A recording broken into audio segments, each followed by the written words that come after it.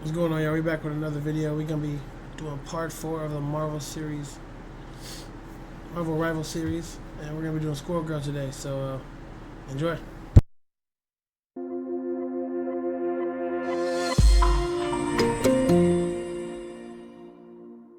What's going on, everybody? Hope you're having a great day. Today's video is a video I've been wanting to do for a while. Squirrel Girl has always been a fascinating character to me. Do I think we'll ever see her in the MCU? No.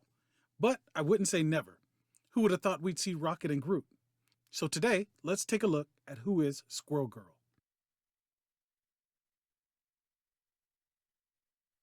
She made her debut in The Coming of Squirrel Girl in Marvel Superheroes Volume 2, Number 8. Squirrel Girl has superhuman strength capable of lifting over 800 pounds, superhuman jaw strength allowing her to chew through metal, superhuman leaping allowing her to jump 2 to 3 stories high, small claws on each finger and toe allowing her to climb like a squirrel, exceptional night vision, and has retractable knuckle spikes That's strange that she doesn't climb on Marvel Rivals though. that are capable of going through solid wood. She can communicate directly with squirrels, and she also has a slightly accelerated healing factor. She wears a utility belt that has pouches that contain nuts to give her squirrel friends. It became known comically as her nutsack. She is such a skilled hand-to-hand combatant, she has defeated Wolverine and Deadpool, two of the Marvel Universe's best hand-to-hand combatants. Doreen, for some unknown reason, was born with a genetic modification which granted her many abilities of a squirrel. Wolverine and Deadpool, boy.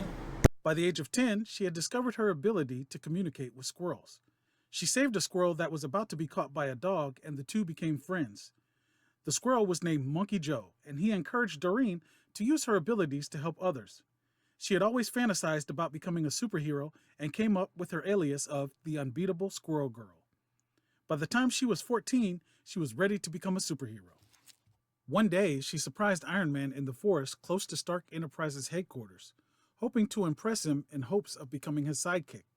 Iron Man was unimpressed and politely declined. Out of the blue, Dr. Doom attacked, capturing the two and taking them hostage on his aircraft. Seeing no threat in Squirrel Girl, he paid her no attention. She used her abilities and called out to the squirrels for help. The aircraft was flying low enough to the forest that hundreds of squirrels boarded the aircraft, chewing through Squirrel Girl's and Iron Man's bindings and swarming Doom, overwhelming him. The two heroes then both went their separate ways. Her next run-in with a superhero was the Hulk.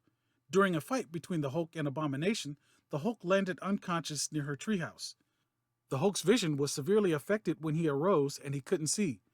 Squirrel Girl had the squirrels swarm Abomination to slow him down and distract him.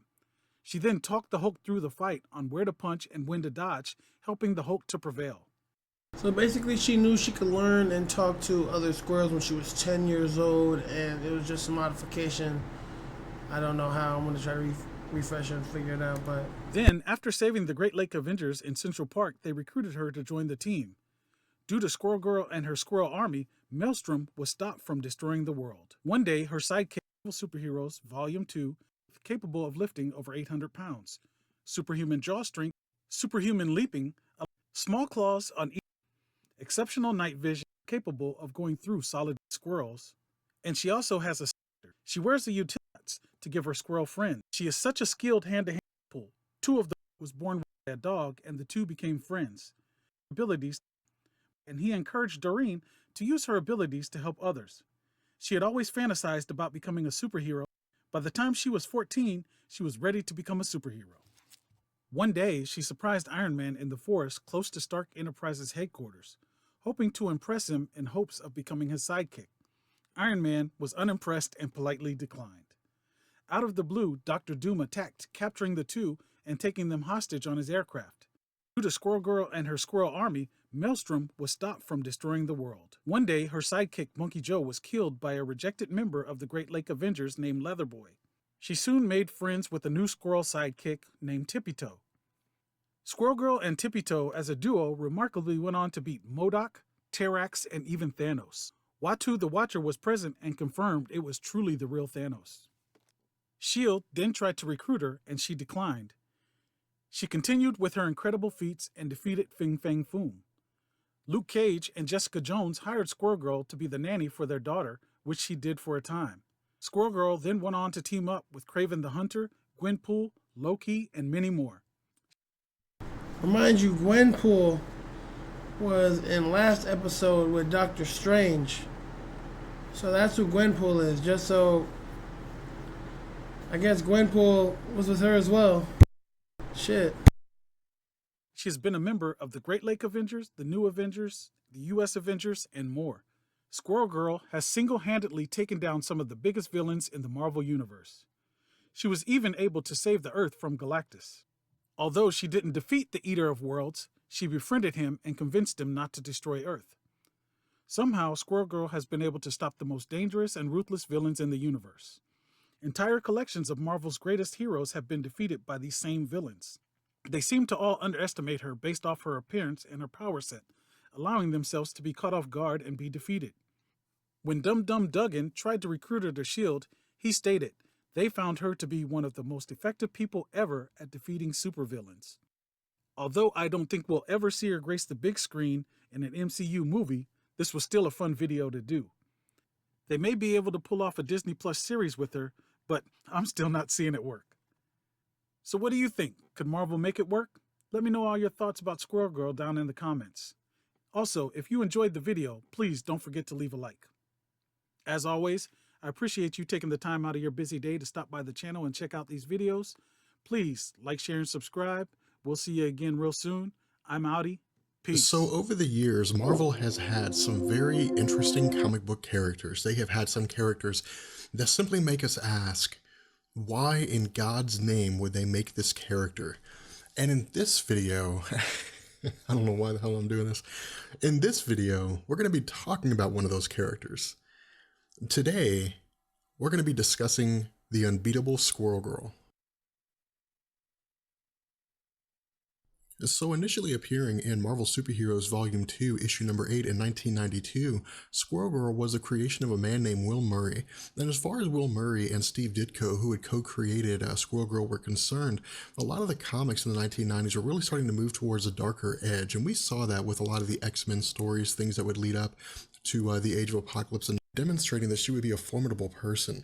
And so what she does here when she wanted to get recruited, she introduces herself and as Doom Squirrel fucking Girl. grab them both. And what she also does is give us this sort of explanation about who she is, what she's capable of, and how it is she got her abilities. But it's very kind of brief. It's very just kind of thrown in there the way that Will Murray and Steve Ditko do this.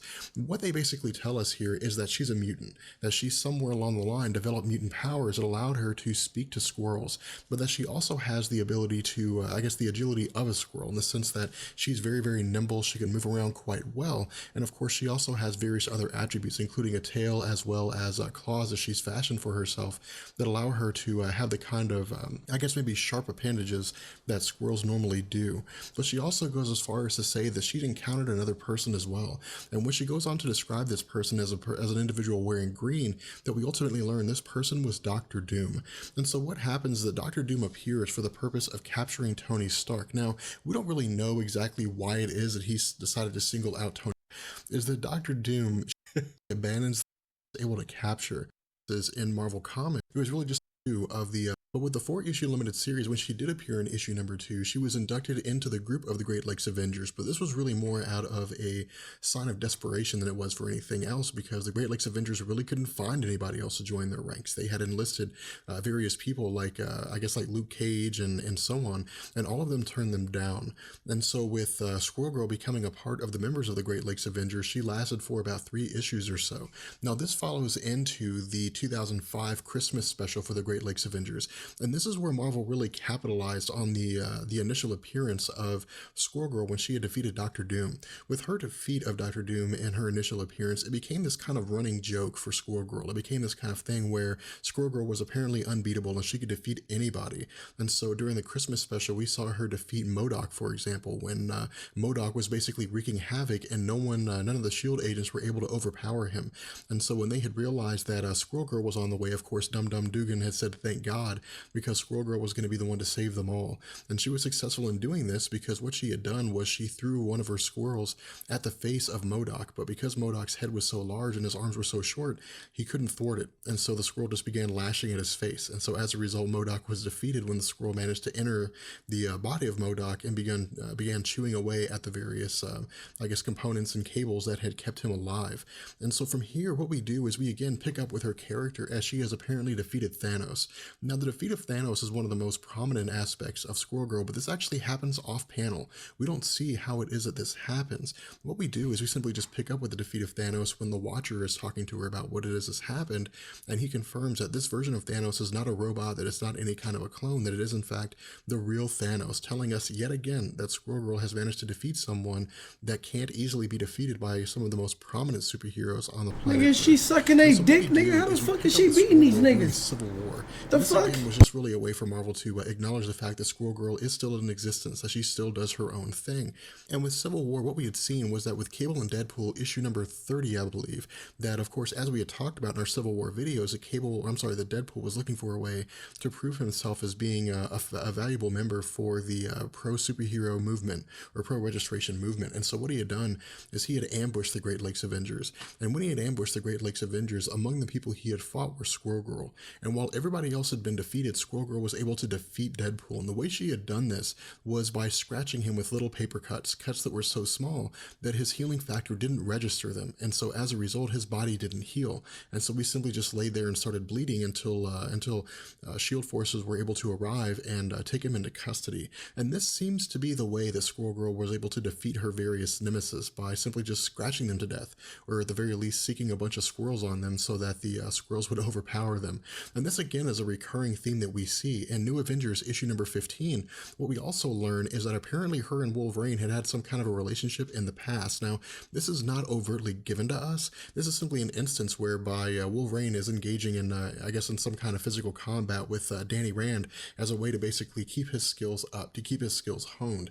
And when Squirrel Girl steps into the fray, that Squirrel Girl and Wolverine have this kind of banter back and forth, where Wolverine says it's just like old times, and Squirrel Girl says that Wolverine seems to perceive their old times differently than she does. Again, really kind of pointing to the idea that they had some kind of involvement in the past. But for the most part, this is how Squirrel Girl functions. Now, because of the popularity of Squirrel Girl, because her popularity simply couldn't be denied by Marvel in relation to how many fans loved her character, what we see is that in 2014 that Marvel had basically launched her solo series. And this is the first time that Squirrel Girl has actually ever had a solo series of her own. But what's interesting here is that unlike Deadpool, Squirrel Girl has more of a niche following. She has more of a cult following, whereas Deadpool is a character who's popular among the masses. Everybody knows who Deadpool is. He's a comedic character. He's funny. He breaks the fourth wall.